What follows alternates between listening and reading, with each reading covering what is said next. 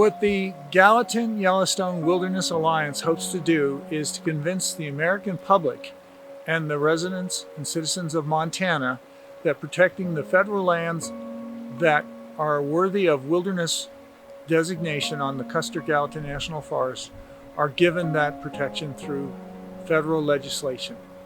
And our goal is to make people understand that these lands are integral to the preservation of the greater Yellowstone ecosystem as a whole.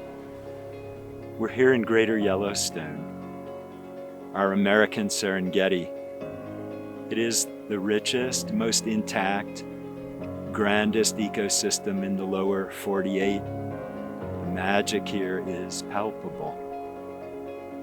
This specific place is the Buffalo Horn Creek drainage. It's part of the Highlight Porcupine Buffalo Horn Wilderness Study Area. This spot and other lower elevation spots of the Wilderness Study Area are vital and scientifically shown to be vital to the biological diversity, integrity, the wildlife integrity of this ecosystem.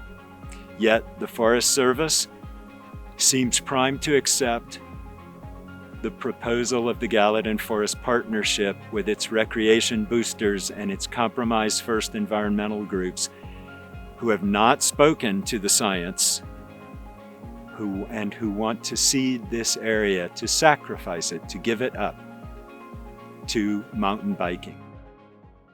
The Custer Gallatin National Forest is an integral part of the greater Yellowstone ecosystem.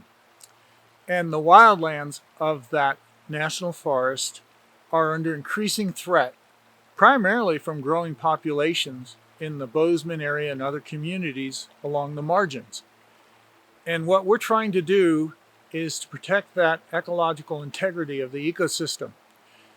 And the best way to do that is by designation as wilderness. Wilderness is the gold standard for conservation. We know what we get with wilderness.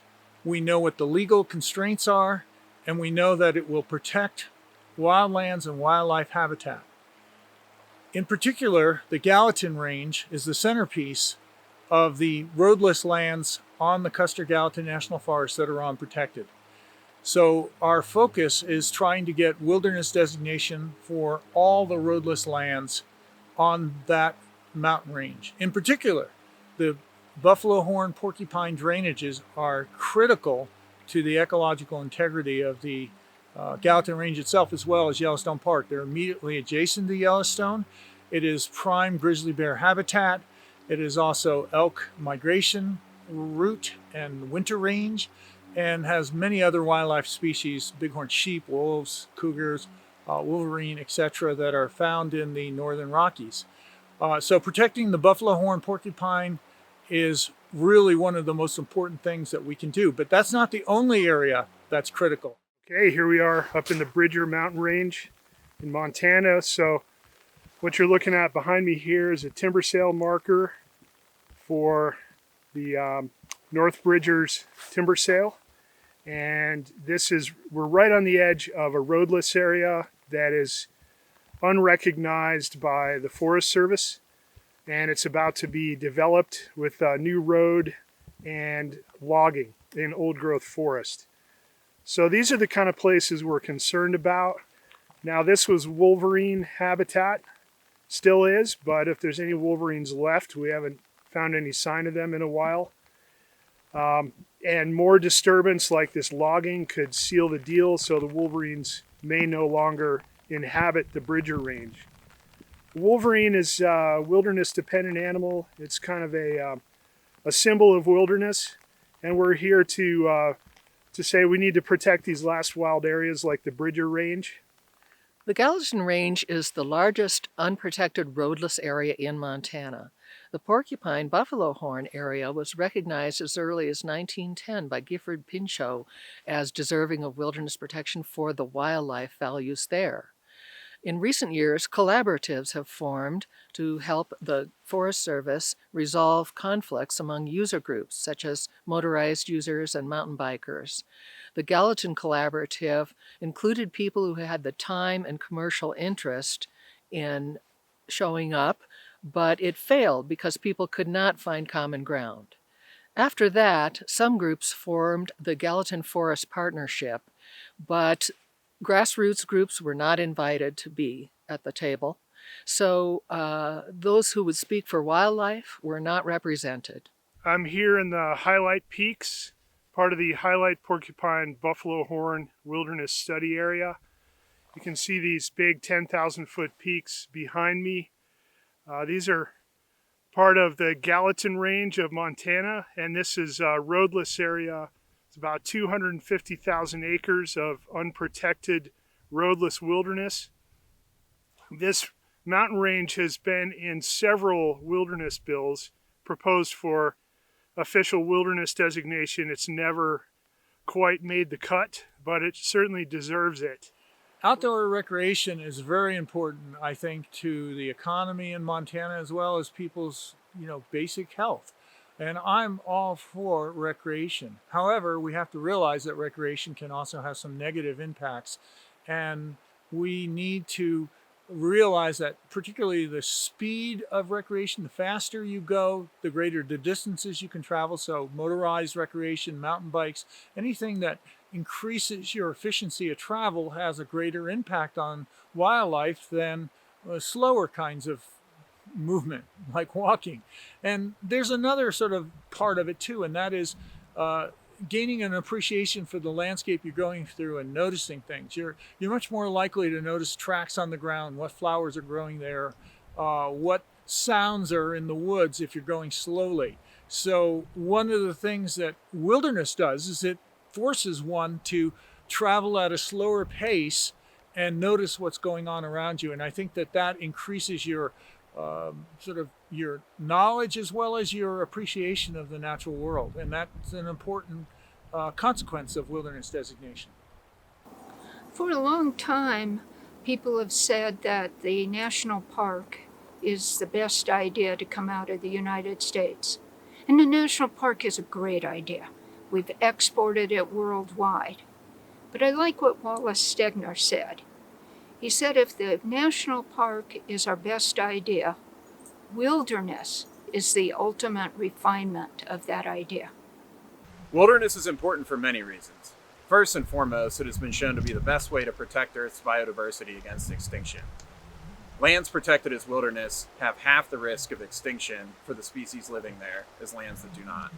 And furthermore, wilderness is fundamental to our American values. The freedom to walk from horizon to horizon as our ancestors did is a freedom that has been lost for much of the rest of the world. And we have to fight for this freedom so that future generations can continue to enjoy it.